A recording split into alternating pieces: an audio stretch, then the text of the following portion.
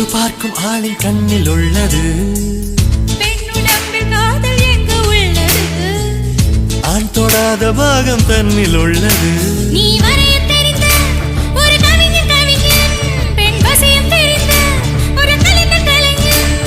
மேகத்தை ஏமாற்றி மண் சேரும் மழை போல மடியோடு விழுந்தாயே வா. பூவாசம் புறப்படும் பெண்ணே நான் பூவரைந்தான்.